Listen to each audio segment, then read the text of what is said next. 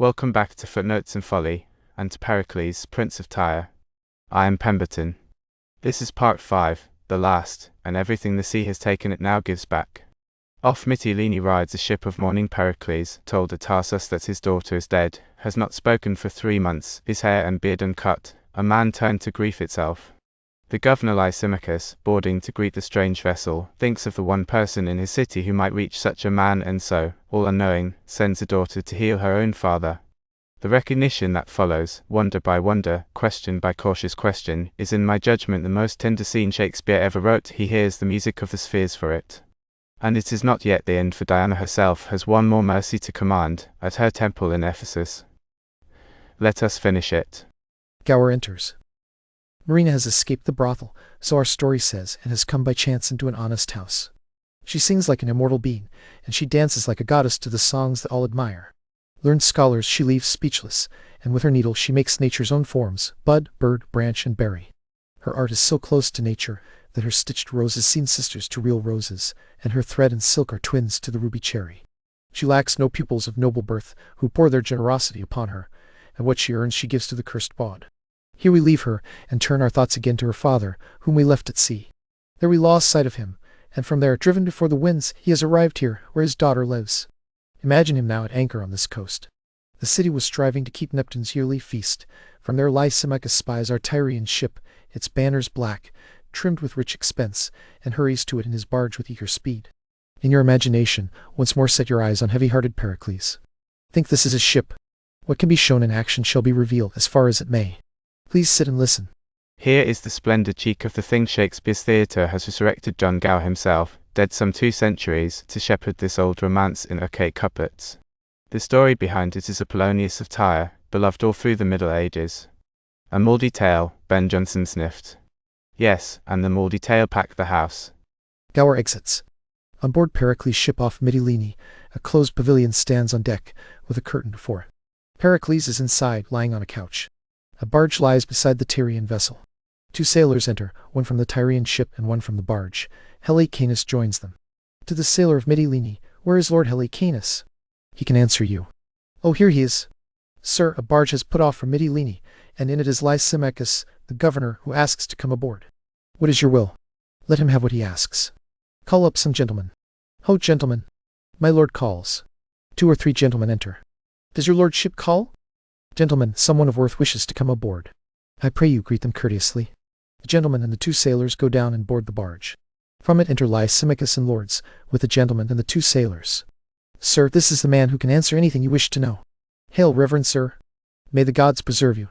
"And you, sir, may you live beyond my age, and die as I would wish to die." "You wish me well." "Being on shore honoring Neptune's triumph, I saw this noble vessel riding before us and came to it, to know where you are from. First, what is your position?" "I am governor of the place before which you lie." "Sir, our vessel is from Tyre, and in it is the king, a man who, for these 3 months, has not spoken to anyone, nor taken food except enough to prolong his grief." "What is the cause of his disorder?" "It would take too long to repeat it, but the chief grief springs from the loss of a beloved daughter and a wife." "May we not see him?" "You may, but the sight will do no good. He will not speak to anyone." "Still, let me have my wish." "Behold him." Pericles is revealed. This was a noble person, until the disaster that, one deadly night, drove him to this. "Sir King, all hail." "May the gods preserve you." "Hail, royal sir." "It is in vain. He will not speak to you." "Sir, we have a young woman in Mytilene, I would wager, who could win some words from him." "That is well thought of. No doubt, with her sweet music and other chosen graces, she could entice him and break through the deafened parts of him that are now half stopped. She is as blessed as the fairest woman alive, and with her fellow maids, she is now under the leafy shelter that borders the side of the island." Lysimachus whispers to a lord who goes off in Lysimachus' barge. "Surely all will be useless, yet we will omit nothing that bears the name of recovery. But since your kindness has gone this far, let us ask that we may buy provisions from you. We are not destitute for lack of money, but tired of what has grown stale." "Oh, sir, that is a courtesy which, if we denied it, the most just gods would send a caterpillar for every grafted plant, and so punish our province. Yet once more, let me ask to know fully the cause of your king's sorrow." "Sit, sir, and I will recount it to you." "But see, I am prevented." The lord returns from the barge with Marina and a young lady. "Oh, here is the lady I sent for." "Welcome, fair one. Is she not a noble presence?" "She is a fine lady." She is such a one that, if I were well assured she came from gentle blood and noble stock, I would wish no better choice, and think myself rarely married. Fair one, expect all goodness that generosity can offer here, where there is a royal patient. If your fortunate and skilful art can draw him to answer you in anything, your sacred medicine shall receive whatever payment your desires can wish. Sir, I will use my utmost skill to help his recovery, provided that no one except my companion maid, and I is allowed to come near him. Come, let us leave her, and may the gods make her successful. Marina sings. Did he notice your music? No, nor did he look at us. See, she will speak to him. Hail, sir. My lord, lend me your ear. Ha! I am a maid, my lord, who never before invited eyes, but has been stared at like a comet. She who speaks, my lord, perhaps has endured a grief that might equal yours, if both were weighed fairly. Though wayward fortune treated my condition cruelly, I was descended from ancestors who stood equal with mighty kings. Thine has rooted out my parentage and bound me, through the world's harsh accidents, into servitude. Aside, I will stop, but something glows upon my cheek and whispers in my ear, do not go until he speaks. My fortune's parentage, good parentage to equal mine. Was that not what you said? What do you say? I said, my lord, that if you knew my parentage, you would not do me violence. I do think so. Please turn your eyes upon me. You are like something that. What countrywoman are you? From these shores? No, nor from any shores, yet I was born as a mortal, and am no other than I seem. I am swollen with sorrow, and will be delivered by weeping. My dearest wife was like this maid, and such a one my daughter might have been, my queen's square brows, her height to the inch, straight as a wand, silver-voiced, her eyes jewel-like and richly set, in her walk another Juno, one who starves the ears she feeds, and makes them hungrier the more speech she gives them. Where do you live? Where I am only a stranger. From the deck you may make out the place. Where were you raised? And how did you gain these accomplishments, which you make richer by possessing them? If I should tell my history, it would seem like lies, too unlikely even in the telling. Please speak. Falsehood cannot come from you, for you look modest as justice, and you seem a palace where crowned truth might live. I will believe you, and make my senses credit your report, even in points that seem impossible, for you look like one I truly loved. Who were your family? Did you not say when I pushed you back, which was when I first noticed you, that you came from good descent? Indeed I did. Tell me your parentage. I think you said you had been tossed from wrong to injury, and that you thought your griefs might equal mine if both were open. I said something like that, and said no more than what my thoughts assured me was likely. Tell your story. If, when considered, yours proves to be even the 1,000th part of what I have endured, then you are a man, and I have suffered like a girl. Yet you look like patience gazing on kings' graves, and smiling extremity out of action. Who were your family? How did you lose them? Your name, my most kind virgin? Recount it, I beseech you. Come sit by me. This recognition scene is where the rough old machinery suddenly becomes Shakespearean gold. The grief-meek king is not argued back to life by policy or medicine, but by a daughter he believes dead. Pericles belongs with the late romances the sea tears a family apart, and after much patience, gives it back, as if the tide itself had repented. My name is Marina. Oh, I am mocked, and you have been sent here by some angry god to make the world laugh at me. Patience, good sir, or I will stop here. No, I will be patient. You little know how you startle me by calling yourself Marina. The name was given to me by one who had some power, my father and a king. What? A king's daughter and called Marina? You said you would believe me, but not wishing to trouble your peace I will end here. But are you flesh and blood? Do you have a living pulse and are no fairy? Motion. Good. Speak on. Where were you born? And why called Marina? Called Marina because I was born at sea. At sea. What mother? My mother was the daughter of a king, who died the minute I was born, as my good nurse Lycorda has often told me, weeping. Oh, stop there a little. Aside, this is the rarest dream that ever dull sleep used to mock sad fools. This cannot be. My daughter was buried. Well, where were you raised? I will hear you further, to the bottom of your story, and never interrupt you. You mock me. Believe me, it would be best if I gave over. I will believe every syllable of what you tell. Yet allow me this, how did you come to these parts? Where were you raised? The king my father left me in Tarsus, until cruel Cleon, with his wicked wife, sought to murder me. They persuaded a villain to attempt it, and when he had drawn his weapon to do it, a crew of pirates came and rescued me and brought me to Mytilene. But good sir, where are you taking me with this? Why do you weep? Perhaps you think I am an impostor. No, good faith, I am the daughter of King Pericles, if good King Pericles still lives. Ho, Helicanus. Helicanus and Lysimachus enter. Does my lord call? You are a grave and noble counselor, most wise in all things. Tell me, if you can, what this maid is, or what she is likely to be, who has made me weep like this. I do not know, but here is the ruler of Mytilene, sir, who speaks nobly of her. She would never tell her parentage. When asked about it, she would sit silent and weep. O Helicanus, strike me honored, sir. Give me a wound, put me to present pain. lest this great sea of joys rushing upon me overflow the shores of my mortal body and drown me with its sweetness. To Marina, oh come here, you who gave birth again to him who gave birth to you, you who were born at sea, buried at Tarsus, and found at sea again. O Helicanus, down on your knees, thank the holy gods as loudly as thunder threatens us. This is Marina. What was your mother's name? Tell me only that, for truth can never be confirmed enough, though doubts were always asleep. First, sir, I pray, what is your title? I am Pericles of Tyre. But tell me now my drowned queen's name, since in the rest you have spoken with godlike perfection, the heir of kingdoms, and another life to Pericles your father. Is there no more to be in your daughter than to say my mother's name was Thaisa? Thaisa was my mother, who ended the minute I began. Now a blessing on you. Rise, you are my child. Give me fresh garments. My own Helicanus. She is not dead at Tarsus, as she should have been by savage Cleon. She shall tell you all, then you shall kneel and know for certain that she is your true princess. Who is this? Sir, it is the governor of Mytilene, who, hearing of your melancholy state, came to see you. I embrace you. Give me my robes. I am wild in what I behold. O heavens, bless my girl. But listen, what music! Tell Helicanus, my Marina, tell him point by point, for he still seems to doubt, how surely you are my daughter. But what music? My lord, I hear none. None? The music of the spheres. Listen, my Marina. It is not good to oppose him. Give him way. Rarest sounds. Do you not hear? Music, my lord? I hear it. Music sounds. Most heavenly music.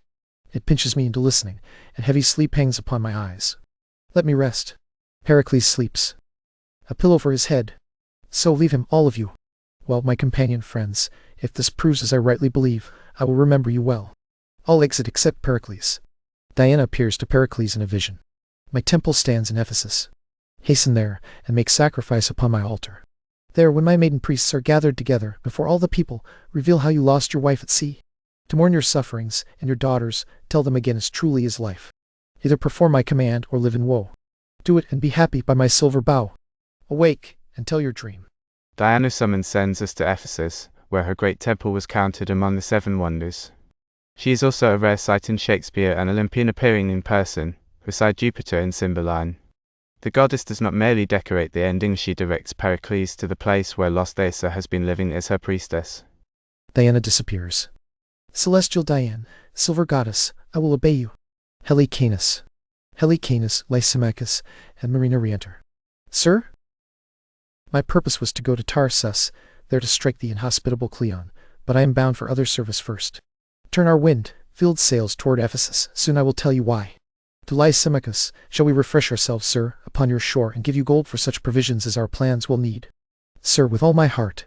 And when you come ashore, I have another request. You shall prevail, even if it were to woo my daughter, for it seems you have been noble toward her. Sir, lend me your arm. Come, my Marina. They exit. Gower enters before the temple of Diana at Ephesus. Now our hourglass is almost spent, a little more, and then I shall be silent. Grant me this last favor, since your kindness must sustain me. Imagine fittingly what pageantry, what feats, what shows, what music, and what pleasant noise the governor made in Mytilene to welcome the king. So well did matters prosper that he has been promised fair Marina for his wife, but by no means until Pericles has performed the sacrifice that Diane commanded. Since he is bound to do it, I ask you to pass over all that lies between. In feathered briefness the sails are filled, and wishes come about as they are willed. See now at Ephesus the temple, our king, and all his company. That he can come here so quickly is thanks to the gracious judgment of your imagination. Gower exits.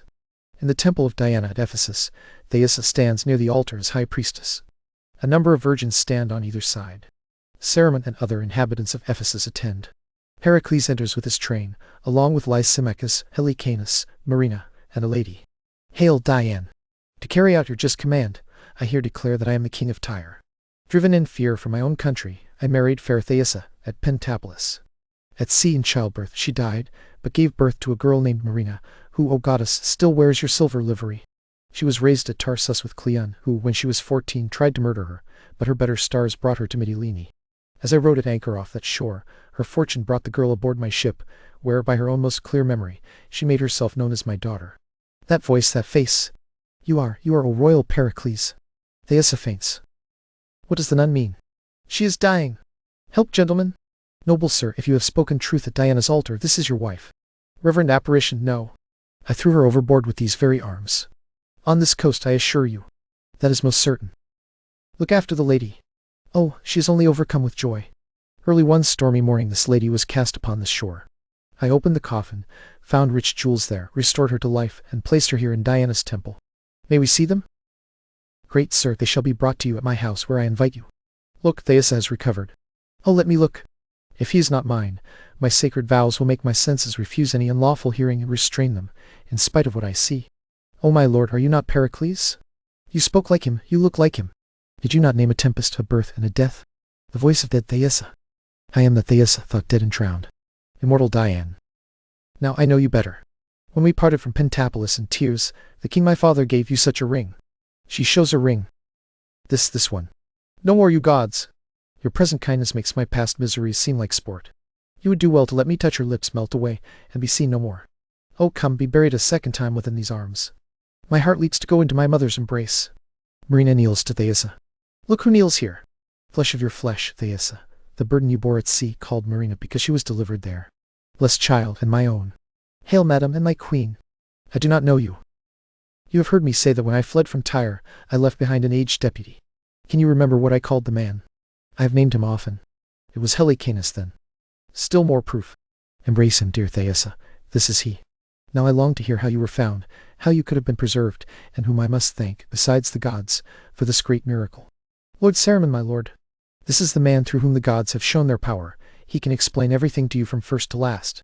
Reverend sir, the gods can have no mortal servant more like a god than you. Will you tell us how this dead queen lives again? I will, my lord. But first I beg you, come with me to my house, where you shall be shown everything that was found with her, and told how she came to be placed here in the temple, with no necessary detail omitted. Here, Diane, bless you for your vision. I will offer nightly sacrifices to you. Thaisa, this prince, the fair betrothed of your daughter, shall marry her at Pentapolis. And now this ornament that makes me look so grim I will cut into proper shape. What no razor has touched these 14 years, I will beautify to grace your wedding day. Lord Saruman has letters of good credit, sir. My father is dead. Heaven make a star of him. Yet there, my queen, we will celebrate their marriage, and we ourselves will spend our remaining days in that kingdom. Our son and daughter shall reign in Tyre. Lord Saruman, we are eager to hear the rest still untold. Sir, lead the way. They all exit. Gower enters. In Antiochus and his daughter you have heard the just and fitting reward of monstrous lust. In Pericles, his queen and daughter, you have seen virtue preserved from the fierce and cutting assaults of fortune, saved from the deadly blast of ruin, guided by heaven and crowned with joy at last. In Helicanus you may plainly see a pattern of truth, faith, and loyalty. In Reverend Saruman appears the worth that learned charity always carries. As for wicked Cleon and his wife, when rumor had spread their cursed deed, the honored name of Pericles so stirred the city to rage that they burned him and his household in his palace. The gods seemed content to punish murder, though it was not done, but only intended. So, ever attending on your patience, may new joy wait upon you. Here our play has ending. Gower exits. And there Pericles ends, a wife restored from the sea, a daughter restored from the grave of a lying monument, and a king who asked for fresh garments instead of sackcloth. Gower closes the account like the honest moralist. He is monstrous lust punished at Antioch, treachery burned in its palace at Tarsus, and in Pericles, Thaisa and Marina, virtue preserved through every storm, led on by heaven and crowned with joy at last. It is an old tale, and it glories in being one. The late romances begin here, and the Winter's Tale and the Tempest are its children. Thank you for sailing the whole of Pericles, Prince of Tyre, with us. Mind the footnotes, and beware the folly. And before the lamp goes out, a small request. If something tonight taught you, or surprised you, or simply delighted you, do leave a comment and tell me what it was. And if there is a work, an author, or a tale you should like me to take up next, set it down there as well. I read every one, and many an episode has begun its life as a viewer's suggestion. Until next time.